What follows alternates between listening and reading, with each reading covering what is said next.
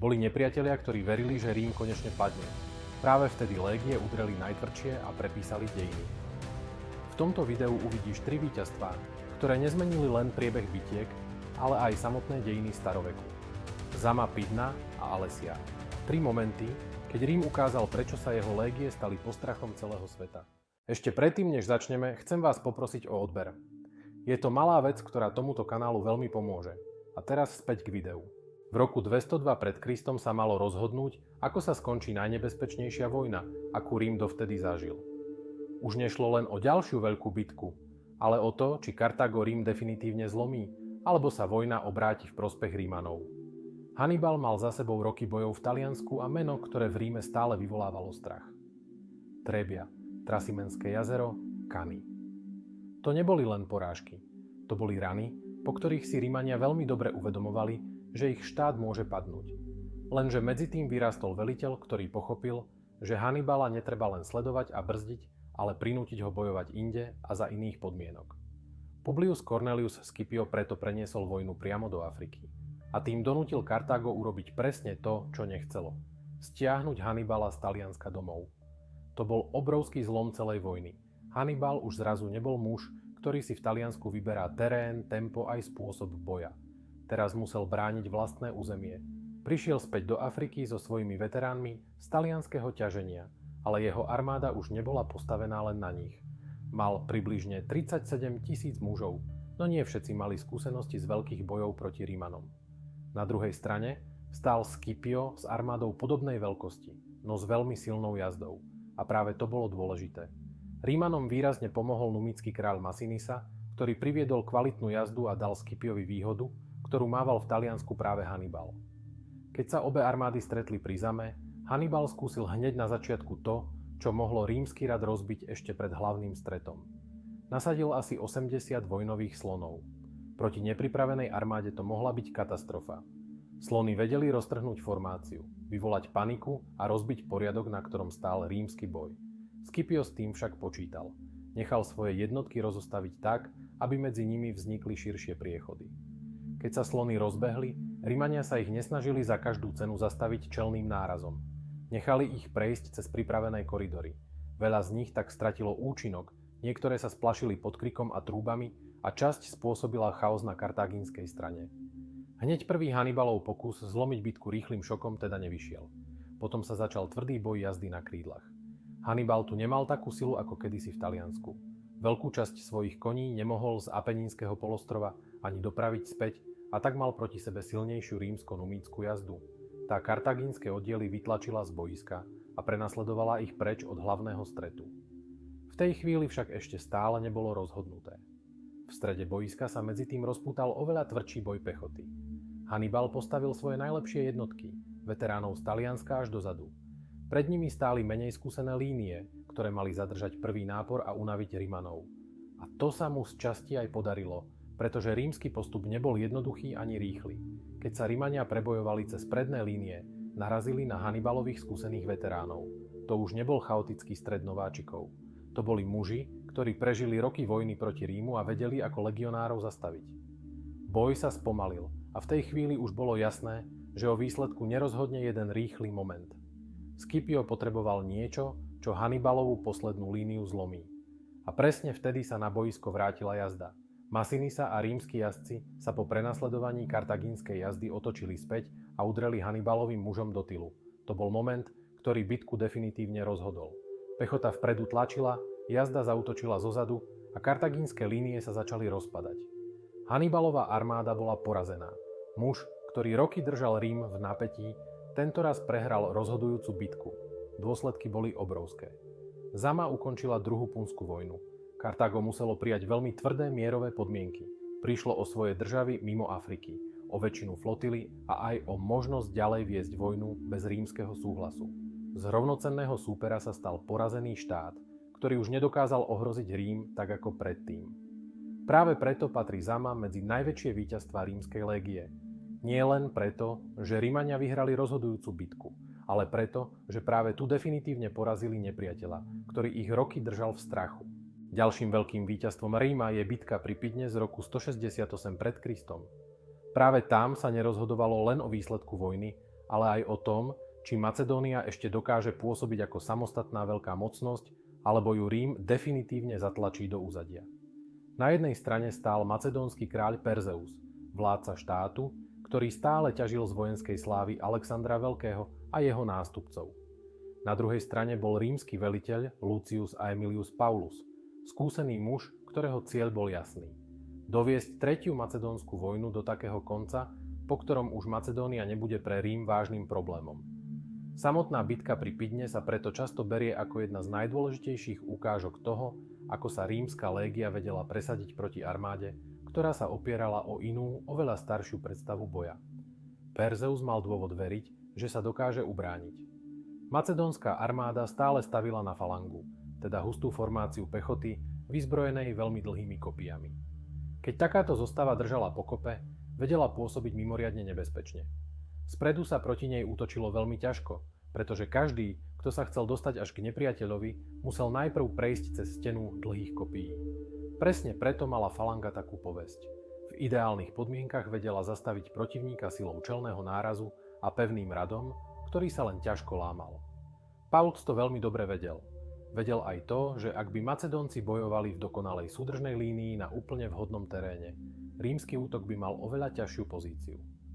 Pred rozhodujúcim stretom však nešlo len o to, kto má silnejšiu pechotu. Dôležité bolo aj to, kde a ako sa bitka rozbehne. Pramene opisujú, že k boju prišlo po manévrovaní oboch armád a že rozhodujúci stret sa odohral v teréne, ktorý nebol pre falangu úplne ideálny. Na začiatku to aj tak vyzeralo pre Macedóncov dobre. Keď sa ich falanga pohla dopredu v pevnej zostave, rímski vojaci pocítili, aká nebezpečná vie byť táto formácia. Pred súdržným radom dlhých kopií sa legionári presadzovali len ťažko a v prvej fáze boja mali Macedónci navrch. Nebolo to nič prekvapivé. Presne takto mala falanga fungovať. Zastaviť protivníka silou predĺženého dosahu a rozbiť jeho postup skôr, než sa vôbec dostane na blízko. Lenže práve tu sa ukázala druhá strana celej veci. Falanga bola silná vtedy, keď držala tvar. Potrebovala poriadok, súdržnosť a čo najrovnejší postup a terén. Ak sa línia začala trhať, jej sila išla rýchlo dole a pri Pydne sa to stalo. Ako sa boj presúval cez nerovnejšie miesto, macedónska zostava sa začala rozťahovať a medzi jednotlivými časťami sa objavili medzery. To bol presne ten moment, ktorý rímska légia vedela využiť lepšie než väčšina vtedajších armád.